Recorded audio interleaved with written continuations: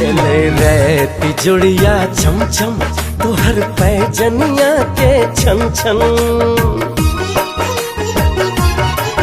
ले रहती जुड़िया चम चम तोहर पैजनिया के छन छन। सुन के ने ते बता गोरिया धीरे ही चल गे गोरिया धीरे चल गे।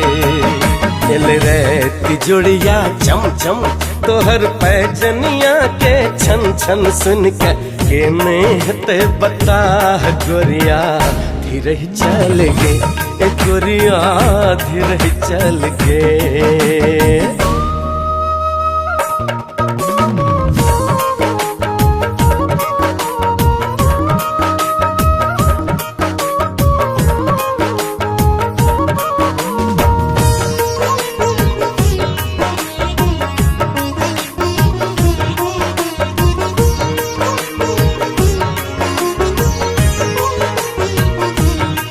फूल फूल सजल परिधान देख लगाए गले चान।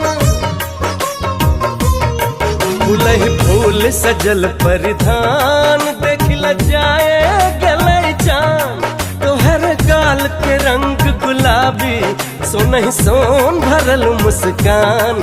एक तने नाछो कचनार संग ही ई 16 श्रृंगार। बढ़ते जाय छे हमर चाह गोरिया धीरे ही चल गे गोरिया धीरे ही चल गे।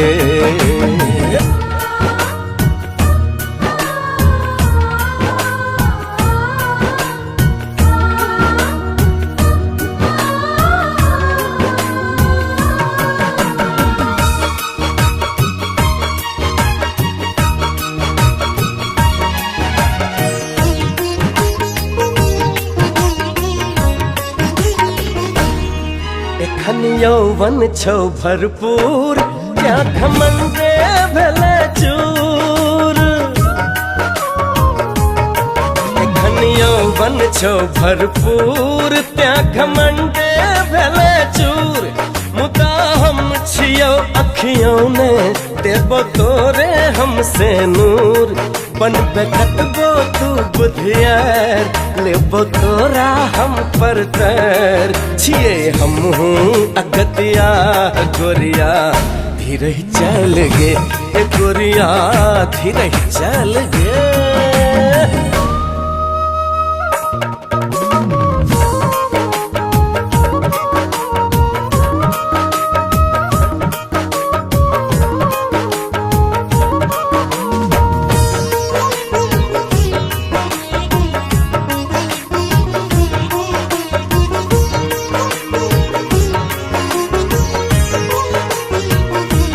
चढ़लो केहन तोरा रंग देख दुनिया भेले दंग। चढ़लो केहन तोरा रंग देख दुनिया भेले दंग। एना चाल न तू अगरा के एते बड़ बड़ छे दबंग।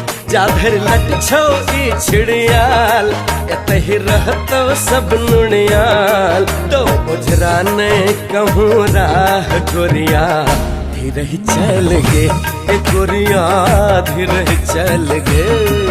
दिल रहती जुड़िया चम चम तोहर पैजनिया के छन छन। सुन के ने ते बता गोरिया धीरे ही चल गे गोरिया धीरे ही चल गे।